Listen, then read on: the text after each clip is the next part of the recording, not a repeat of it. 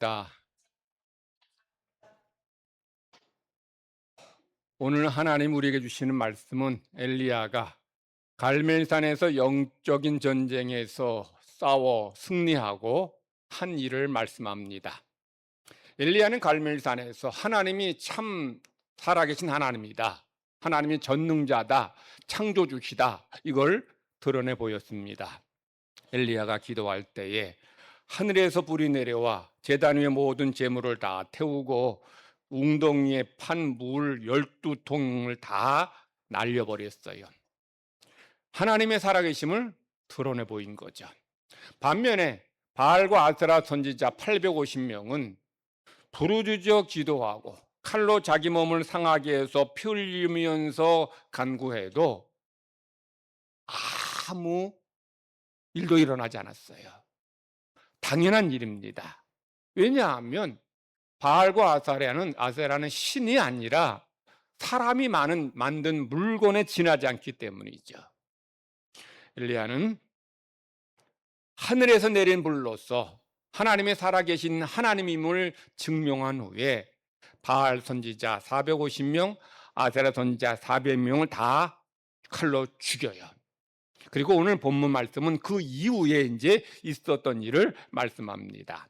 자, 1절 말씀을 우리 한번 보십시다. 다 같이 읽겠습니다. 시작. 아합이 엘리야가 행한 모든 일과 그가 어떻게 모든 선지자를 칼로 죽였는지를 이세벨에게 말하니, 저 말씀 좀 계속 보여주시기 바랍니다. 자, 아합이 엘리야가 행한 일과 또 그가 어떻게 모든 선지자를 죽였는지를 이세벨에게 말했다는 거예요.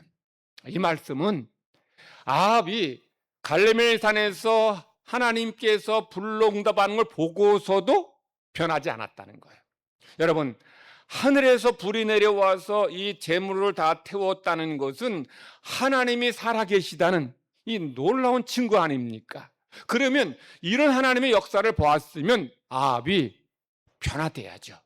지금까지는 아내에게 휘둘림 당해서 바알 섬기고 우상 숭배에 빠졌지만 이제 하나님이 진짜 하나님이다 깨달았으면 이제 하나님께 엎드리고 겸손해야 되는데 아합은 안 변한 거예요. 아합은 똑같아요. 그러니 이제 갈멜산에서 모든 일을 아내 이세벨에게 고자질한 거예요. 여러분, 저 말씀에 보면 아합이 뭐라고 하는 거예요? 엘리야가 행한 모든 일, 엘리야가 행한 모든 일. 지금 아합은 엘리야가 행한 일이라고 말하는데 갈멜산에서의 불의 역사는 엘리야가 행한 게 아니에요.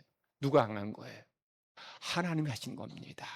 엘리야는 그냥 제단만 쌓고 하나님 앞에 응답해달라고 기도만 한 거예요. 그리할 때 하나님께서 불로 응답하셨고 불로 모든 재물을 다 태우신 거예요. 그러므로 이 아합은 엘리야가 행한 일이라고 말할 게 아니라 누가? 하나님 행하신 일을 이렇게 얘기해야 돼.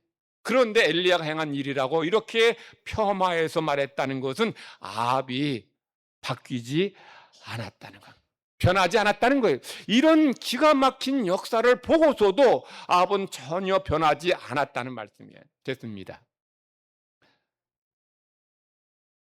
여러분, 하나님께서 우리에게 말씀하실 때 제가 자주 말씀드리는 것이지만 이 성경 말씀으로 말씀하셔요. 첫 번째로. 두 번째는 강단에서 선포되는 말씀으로 말씀하십니다. 그리고 세 번째로는 우리 삶에 있는 여러 가지 사건과 일들로 하나님이 말씀하셔요. 하나님께서 하늘에서 불로 이 제단의 재물을 다 태웠다는 것은 이스라엘 백성들 아합에게 무슨 말씀을 하신 거예요? 내가 하나님이다, 이걸 말씀하시는 거예요. 그러면 아합과 이스라엘 백성들은 이 하나님 말씀을 들어야 돼요. 듣고 두려운 마음으로 겸손해야 돼요. 근데 그렇지 못했다는 거죠. 근데 오늘날의 성도들도 하나님께서 이 강단을 통해서도 말씀하시지만 여러분의 삶에 있는 사건과 일들 통해 말씀하셔요. 여러분의 삶에 있는 사건과 일이 뭘 말하느냐? 모든 일 말해요. 좋은 일도 또 안 좋아 보이는 일도 말하는 거예요.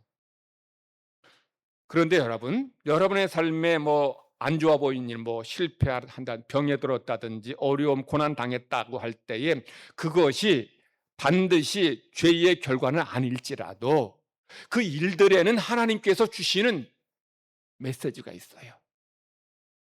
그 메시지를 들어야 되는 거예요. 공중이 나는 새도 하나님이 허락하시지 않으면 떨어지질 않아요. 하물며 하나님 백성들의 삶에 있는 이런저런 일들이 그냥 우연히 일어난 일들이겠냐는 거죠. 하나님께 여러분에게 말씀하시는 메시지가 그 속에 있다면 우리는 그 속에서 하나님의 음성을 들어야 돼요. 하나님의 뜻을 깨달아야 돼요.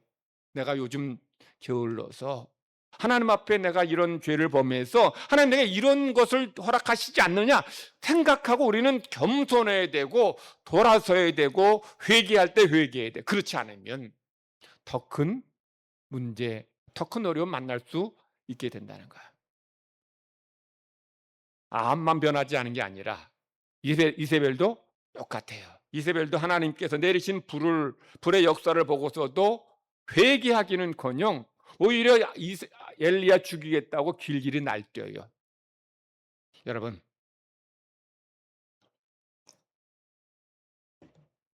하나님은 불로써 제단의 제물을 다 태우셨어요. 그런데 바알 선지자, 아세라 선지자들이 기도했는데도 아무 일도 일어나지 않았습니다. 이건 뭘 말합니까? 바알과 아세라는 가짜라는 거죠. 신이 아니란 증거입니다. 자, 그러면 이세벨은 내가 지금까지 뭘 몰라서 가짜를 신도 아닌 것을 믿었구나. 이래야 되는 거 아니에요? 불이 내리지 않았다는 것은 가짜라는 증거 아닙니까? 그러면 내가 잘못 믿었으니 이제라도 회개하고 하나님 앞에 이제 하나님 백성으로 살아야지, 이게 정상이에요. 근데 이세벨은 어떡합니까? 엘리야 죽이겠다고 길길이 날뛰어요.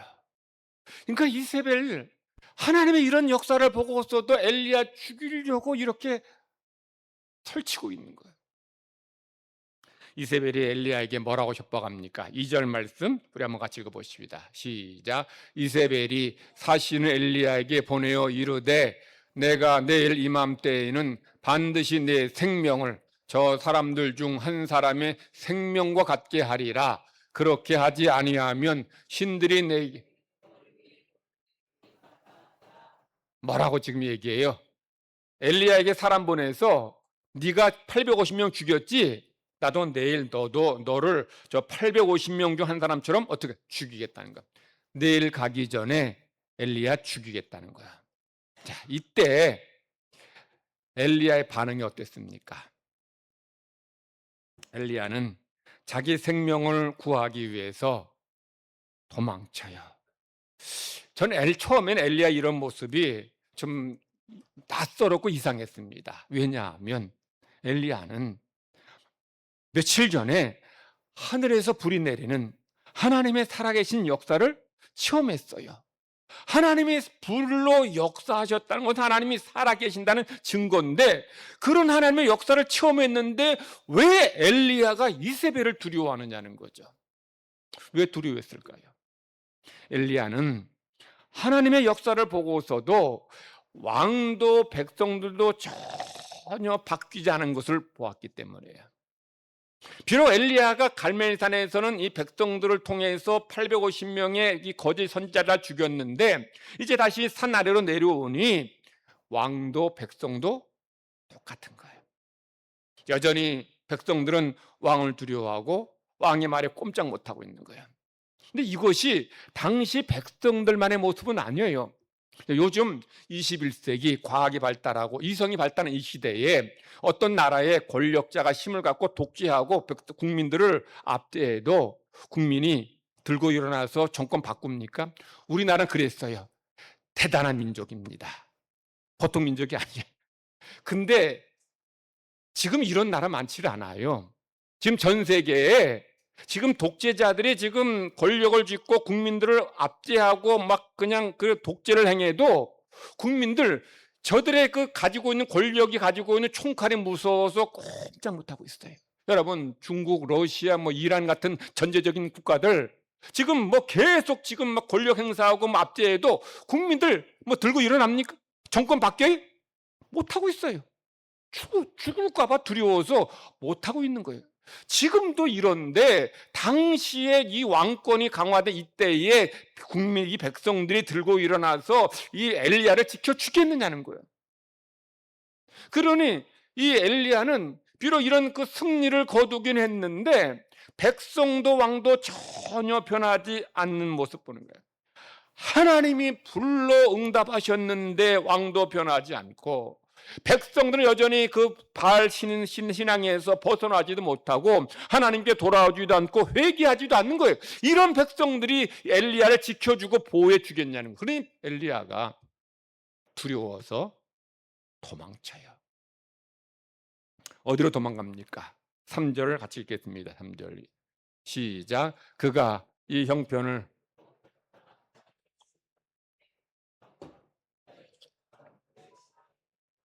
자기의 사환을 그곳에 머물게 하고, 이 형편은 지금 돌아가는 상황을 말하는 거죠. 지금 죽을 것 같으니까 도망가는데 어디로 도망갔어요?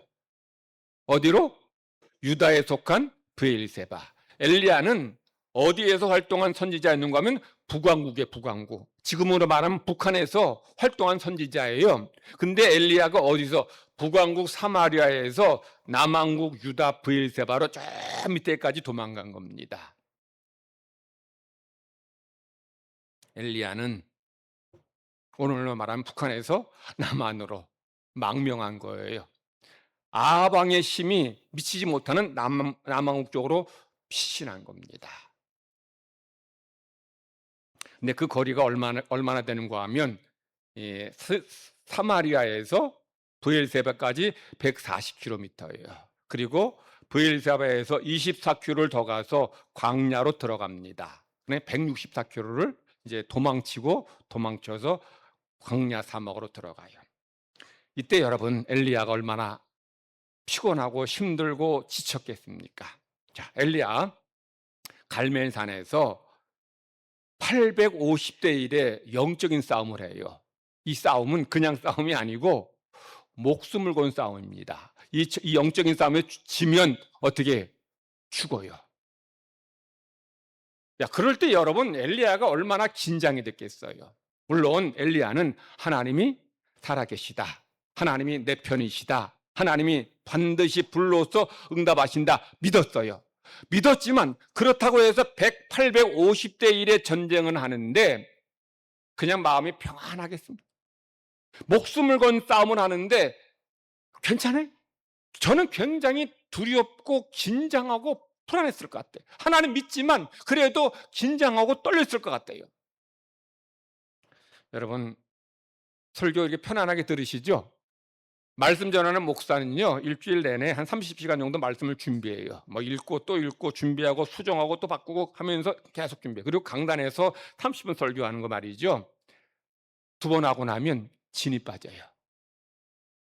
이 설교할 때 집중해서 설교하고 하나님 말씀을 전한다는 이 부담감 때문에 긴장이 돼.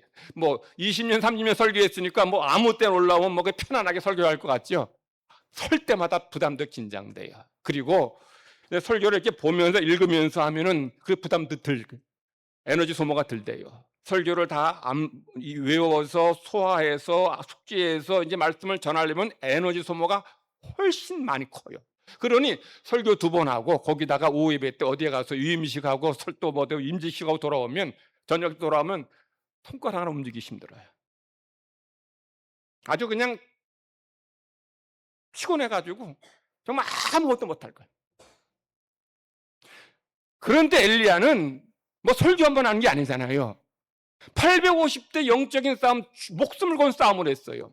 거기다가 이제 엘리야가 갈멜산에서 사마리아까지 20km를 말보다 더 빨리 달려갔어요. 마차보다 더 빨리 달려가죠. 거기서 또 브엘세바까지, 사마리아 브엘세바까지 140km 갑니다. 거기서 또 광야까지 24km 더 갔어요. 몇 킬로? 184km. 184km 어느 정도인지 아세요? 우리 교회에서 대전 아시까지가 145km입니다. 거기까지를 덜 달려가고 뛰어가고 걸어갔다 합시다. 거기다 40km 더 가야 돼요. 그러니 이제 며칠 전에 갈멜산에서 그냥 초긴장해서 영적인 싸움을 하고 거의 200km 된 데로 도망가듯이 달려가고 뛰어가고 막 걸어갔더니 얼마나 지쳤겠어요. 근데 엘리야가 이렇게 육적으로 지친 것만도 아니라 마음 영적으로 정신적으로 지친 거예요. 왜냐하면 하늘에서 불이 내리는 이런 기적의 역사를 보여주었는데 세상은 변하질 않아요. 이런 역사를 봤으면 왕도 백성들도 야, 하나님 살아계시는구나, 이제 하나님만 믿어야지, 이렇게 변화될 줄 알았는데 세상은 전혀 변하지 않고 똑같아요. 내가 뭐 하나, 뭐 했나 싶은 생각이 드는 거예요. 여러분, 불이 하늘에서 내려오는 게 이게 보통 일입니까? 얼마나 놀라울 일이고 얼마나 굉장한 하나님의 역사입니까? 그러면 백성도 왕도 변화되고 새로워지고 나라가 바뀌고 이제 새 역사가 시작되어져. 그런데 똑같은 거예요. 그러니 엘리야가 낙담해서 로뎀나무 그늘 아래에서 하나님 앞에 뭐라고 한탄합니까? 하나님, 저 죽여주세요. 여러분, 엘리야의 심정이 이해가 돼요? 저는 이해가 돼요. 왜 이해가 되냐?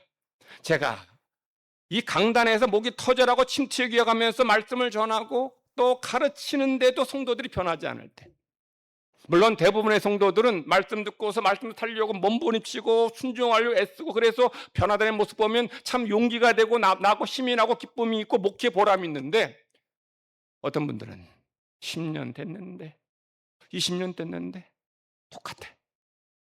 그럴 때 내가 지금 뭐하나 이런 마음이 들어요. 그래도 어찌하든지 변화되는 성도들, 말씀 살려고 하는 성도 보면서 힘을 얻고 위로받고 또 목회하는 거예요. 근데 엘리야의 심정이 제가 이해가 돼. 이런 역사가 일어났는데, 이런 하나님의 은혜가 나타났는데 그냥 이러고 있으니 엘리야가 얼마나 지치겠어요. 엘리야가 죽고 싶다고 이렇게 하나님 앞에 한탄하고 호소한 것은 세 가지 약함 때문에. 첫 번째는 뭐가 약했을까요? 육신이 약해졌어요. 아까 말씀드렸죠. 갈멜산에서 목숨을 건 850대 전쟁을 했어요. 얼마나 긴장해서 몸이 약해졌을 거예요. 아주 탈진할 정도로 힘들었을 거예요. 그런데다가 184km를 도망가듯이 목숨 살기 위해서 막 정신없이 도망갔더니, 엘리야가 육신에 지치고 힘든 것은 너무 당연할 거예요. 오늘 우리가 주시는 우리 구약 신약의 말씀 보면 야고보 장로가 뭐라고 말하냐면, 엘리야는 우리와 성정이 같은 사람이다. 이 말은 무슨 말이에요? 엘리야도 우리가 똑같은 사람이라는 거예요. 엘리야도 우리같이 연약한 사람입니다. 엘리야도 우리처럼 약해지기 쉬운 인간이란 얘기예요. 엘리야는 피곤을 못 느끼는 그런 하나님이 아니에요. 그러니까 엘리야의 육신이 약해지니 마음이 약해지고, 또 그로 인해서 하나님 앞에 나 죽고 싶습니다, 나 죽여주세요, 이렇게 낙담하는 거예요. 그러니까 육신이 약해지면, 몸이 지치고 약해지면 이게 흔들리기 쉬워요. 두 번째, 엘리야의 마음이, 정신이 약해진 거예요. 자, 엘리야는 하늘에서 불이 내려왔을 때에 세상이 바뀔 줄 알았어요. 백성들이 변할 줄 알았어요. 그런데 변하지 않는 현실에 엘리야는 실망을 합니다. 엘리야는, 제가 엘리야는 아니지만 제가 만약에 엘리야였다면 그런 느낌이 들어서 기도했는데 하늘에서 불이 내려와요. 불이 내려와서 그 제단의 모든 재물을 다 태우고 이 물을 다 날려버려요. 다 말려버립니다. 그때 엘리야 마음속에 감격이 있고 새로운 세상에 대한 기대가 있을 거예요. 야, 이제는, 지금까지는 바알이 뭐 그냥 신이라고 해서 그냥 이 영적으로 아무런 이 땅에, 지금까지는 어두운 이 땅이었지만 이제는 변화될 거다, 새로운 세상이 될 거다, 이런 기대가 있었어요. 그런데 똑같은 거예요. 그러니 엘리야는 이 육신도 지치고 피곤했지만 정신적으로 힘적으로 낙담한 거예요. 주일 할 때에, 교회를 할 때에 뭐 아무 변화도 없고 아무 일도 나타나지 않을 때 뭐하나 그런 마음 들듯이 지금 엘리야의 심정이 바로 그래요. 그러니까 정신적으로 약하고 넘어지는 거예요. 세 번째, 엘리야는 영적으로 약해졌어요. 엘리야가 기도했는데, 불의 응답이 있었는데 백성이 왕도 변화되질 않아요. 아무 일도 일어나지 않은 것 같아요. 근데 여러분, 엘리야가 산에 갈멜산에서 기도해서 불의 응답이 있었는데 백성들에게서 아무 일도 일어나지 않았습니까? 아무 일도 일어나지 않은 게 아니라 이 불의 역사로 인해서 7천 명이 회개하고 하나님을 두려워하는 사람으로 바뀌어져요. 아무 일어나는 게 아닌 게 아니에요. 이런 생명의 역사, 이런 변화의 역사, 구원의 역사 일어났어요. 물론 나라 전체가 다 바뀌진 않았지만 엘리야의 이런 기도로 인해 하나님의 응답으로 인해 이런 7천 명이 하나님께로 돌아오는 생명 역사가 일어났는데 엘리야는 뭐에 집중해요? 부정적인 현실에, 문제에 집중하는 거예요. 이세벨이 자기 협박하는 거, 백성들이 변하지 않은 부정적인 현실에 집중하는 거예요. 그러니 하나님이 안 보여요. 하나님이 작아 보이고 누가 크게 보입니까? 문제가 크게 보이고 이세벨이 크게 보이는 거, 이세벨이 대단해 보이는 거예요. 여러분, 어떻게 하나님이 작게 보이고 어떻게 사람이나 문제가 더 크게 보입니까? 여러분 그런 때 없어요? 없습니까? 우리 믿음 약해지면 믿음이 있을 때는 하나님 보이고 말씀 붙잡고 믿습니다. 의심하죠. 가요. 근데 믿음 흔들리면 하나님이 계시나? 불안하고 두려워져요. 하나님이 안 보여요. 하나님의 말씀이 안 들립니다. 이게 여러분 엘리야만의 모습이 아니고 많은 성도들이 겪는 신앙의 문제인 거예요. 근데 믿음은 뭡니까? 믿음은 우리가 어떤 상황, 어떤 문제를 만나더라도 그 속에서 하나님이 크게 보여야 돼요. 하나님의 음성을 때 들을 수 있어요. 이게 믿음인 거예요. 우리 구약의 말씀에 보면 이 믿음의 사람을 잘 보여주는데 누구예요? 다윗입니다. 다윗은 자기 앞에 키가 3m나 되는 거인 골리앗이 이렇게 떡하니 서 있어요. 근데 거인 골리앗이 저처럼 이렇게 마른 상태의 키가 3m가 아니에요. 아주 우람한, 아주 그냥 덩치가 어마하게 큰 그런 거인, 우람한 그런 장군이에요. 그러니 그 앞에 섰을 때 이 다윗이 얼마나 주눅이 들고 얼마나 두려웠을까 싶은데 다윗은 주눅 들지 않고 두려워하지 않아요. 여러분 제가 전에 말씀드린 것처럼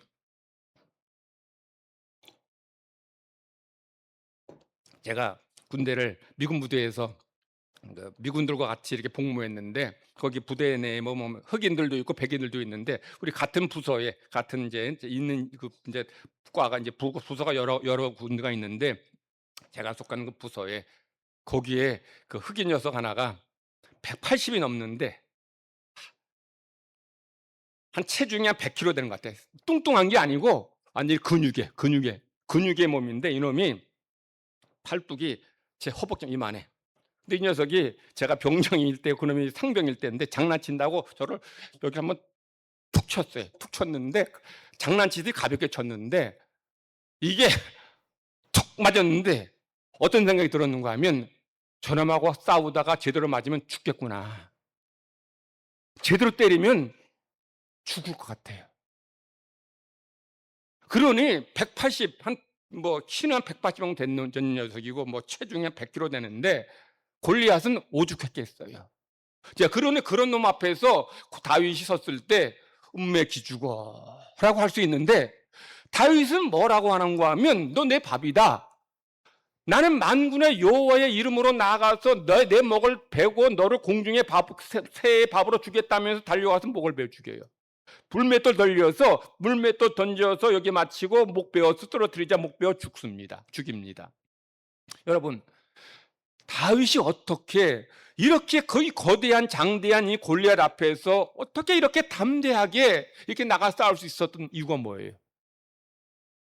골리앗이라고 하는 문제를 골리앗이라고 하는 이런 사람을 보지 않고 누구를 바라봐요? 그 너머 있는 하나님을 보는 거예요. 저기 화면에 하나님이 제 얼굴이 보이듯이 하나님 저렇게 계셔서 나를 도와주신다. 나와 함께 하신다. 믿고 간 거예요. 그럴 때 골리앗은 주눅들지도 않고 사울의 군사들처럼 두려워하지도 않고 나가서 싸웠고 승리했고 목을 베 이겼어요. 이게 믿음이죠.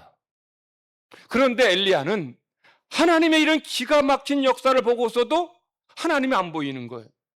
사람이 보이고 이세벨이 보이고 문제만 보이는 거예요. 그러니 낙담하고 죽게 해달라고 이렇게 절망하는 거예요. 이게 인간입니다. 그런데 하나님은 이런 엘리야를 어떻게 치유하시고 회복시켜 주십니까? 하나님은 엘리야에게, 야, 너 그렇게 믿음 없는 말 해서 되겠냐? 책망하지 않았습니다. 아니, 하나님의 종이 그렇게 낙담하고 절망하면 쓰겠냐라고 꾸짖질 않았어요. 하나님 어떻게 하십니까? 지친 몸과 마음과 영혼을 소생케 하셔요. 자, 먼저 첫 번째 하나님께서 엘리야를 깊이 잠자게 하셔요. 뭐 성경은 얼마라고 말하지 않는데 저는 한 하루나 이틀 정도 재우신 것 같아요. 피곤할 때, 힘들 때 어떻게 해야 돼요? 자면, 쉬면 힘이 나요. 푹 주무게 자게 하고 나서 깨워서 이제 하나님이 직접 숯불에 구운 빵을 주고 물을 마시게 하셔요. 그러니까 육체적으로 지쳐 있으니, 육체적으로 약해졌으니 푹 쉬게 하고, 그리고 빵을 먹게 하고 또 물을 마시게 함으로 이제 힘을 얻게. 여러분, 그래서 힘들 때 좀 푹 쉬는 것도 필요하고, 여러분 좋아하는 거, 맛있는 거 먹으면 힘이 나요. 하나님 그렇게 하시는 거예요. 두 번째, 하나님은 이 엘리야의 마음을 지금 정신을 지금 위로하시고 치유하시고 힘을 주셔요. 어떻게 힘을 주시느냐? 지금 하나님이 지금 구워주신 빵은 지금 엘리야가 지금 우리가 먹는 게 빵과 같은 거지만 엘리야에게 뭘 생각나게 하는 거 하면 얼마 전에 3년 6개월 동안 사렙다 과부의 집에서 매일같이 먹었던 빵을 떠오르게 해요. 자, 우리 열왕기상 17장 13절 한번 같이 읽겠습니다. 다 같이 시작. 엘리야가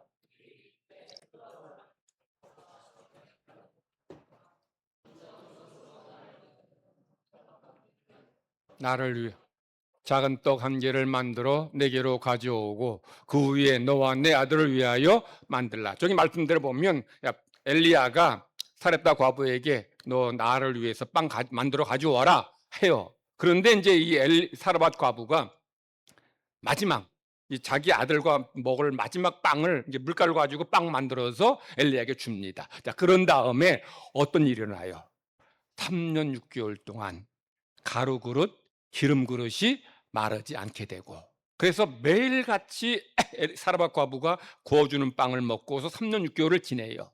여러분, 가루통, 기름통에 3년 6개월 동안 계속해서 이렇게 밀가루가 새로 생기고 기름이 새로 생기는 것은 하나님이 살아계신 역사요, 하나님이 엘리야를 지키시고 돌보시고 함께 하신다는 은혜의 표현이에요.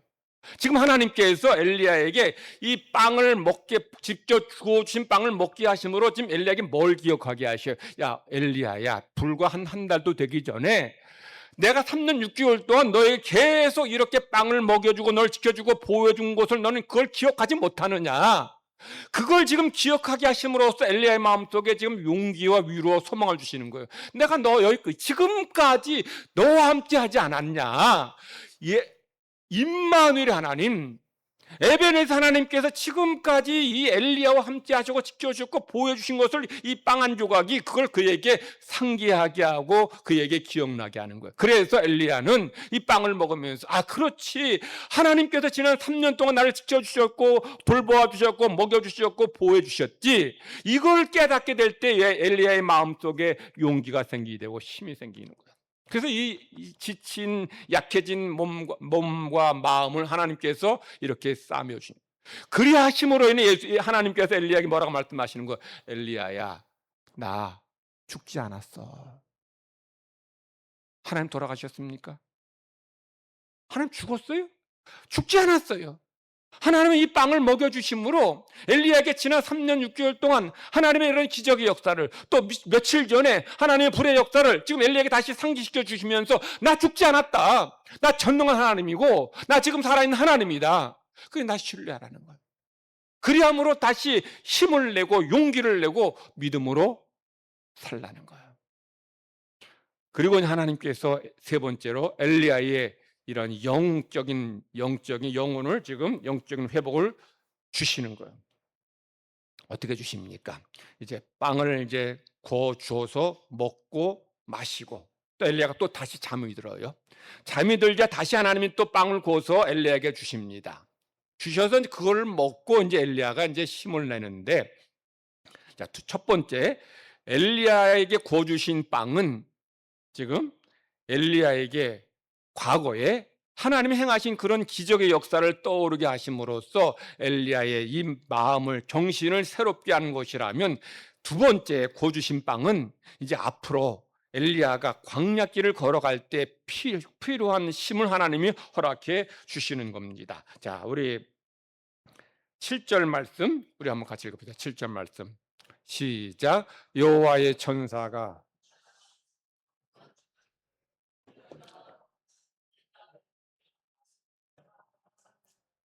하나님이 두 번째 빵을 이제 깨워 주시고, 또 두 번째 빵을 주시면서 뭐라고 말씀하신 거 하면, 일어나서 먹으라. 그다음에 뭐라 그래요?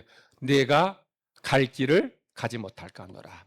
이제 앞으로 광야길을 40일을 걸어가야 돼요. 그러니 두 번째 주시는 빵을 먹고서 이 광야길을 힘을 내서 걸어가라는 거예요. 그러니 이 빵을 먹어야 갈 길을 간다는 거예요. 8절 한번 읽겠습니다. 8절 말씀 시작. 이에 일어나 먹고 마시고 그 음식물의 힘을 의지하여 40주 40야를 가서 하나님의 산 호렙에 이르니라. 저기 중요한 말씀이 있어요. 엘리야가 두 번째 일어나서 빵을 먹었는데, 빵을 먹고 그 음식물 먹은 빵으로 인해서 힘이 나서 그 힘으로 얼마를 걸어가요? 40일 갑니다. 광야에 먹을 거 아무것도 없어요. 물 없습니다. 근데 이때 먹은 이 빵, 이때 마신 물로 인해서, 그 힘으로 인해서 40일 동안 아무것도 먹지 않고 마시지 않았는데 엘리야는 광야길을 걸어가서 시내의 산 호렙산에 도착하게 돼요. 여러분, 자, 빵을 좀 잔뜩 먹고 물을 한 3컵 정도 마시면 그 다음에 40일 아무것도 안 먹고 살 수 있어요? 가능합니까? 불가능해요. 자, 그런데 엘리야는 하나님 주신, 두 번째 주신 이 빵과 물을 먹고 마시고 그 다음에 그 힘을 의지해서 40일 동안 광야길을 걸어가요. 이 말은 뭘 말씀하는가 하면, 하나님 엘리야에게 주신 빵, 우리가 먹는 빵과 같은 것이지만 그 빵을 통해서 이제 육신의 힘만이 아니라 영적인 새 힘을 공급해 주시는 거예요. 그러니까 하나님이 주신 은혜, 하나님 주신 능력, 하나님 주신 권능으로 이 엘리야는 힘을 얻어서 이 호렙산까지 갈 수 있었던 거예요. 그러니까 지금 하나님 주신 이 빵은 하나님께서 엘리야에게 주신 영혼을 소생케 하는 하나님의 은혜와 능력을 말씀하는 거죠. 우리 성도들이 이 세상 살 때에 빵만으로 사는 것이 아니고 뭐로 살아요? 하나님의 말씀으로 살고 하나님의 은혜로 살아요. 모세가 시내의 산에 올라가서 모세도 40일 동안 아무것도 먹지 않고 마시지 않았는데 40일 동안 죽은 게 아니고, 그래도 그 40일 동안 아무것도 먹지 않는데 모세 살았어요. 이것은 하나님께서 모세에게 그런 힘과 능력, 은혜 베풀어 주셔서 모세가 40일 하늘에 시내산에서 하늘로부터 내리는 은혜와 말씀을 받아 먹는 것으로도 생존할 수 있었다는 거야. 그래서 사도 요한이 성도들에게 내 영혼이 잘 될 때에, 즉 우리 영혼이 은혜 받을 때에, 힘을 얻을 때 범사가 육체도 잘 되고 강건해지고 승리하는 삶을 살게 된다는 거예요. 그러니까 하나님은 이처럼 이 엘리야의 약해진 몸, 마음, 영혼을 소생시키시고 살려주셔요. 여러분, 여름에 건강 잃기 쉽습니다. 더위에.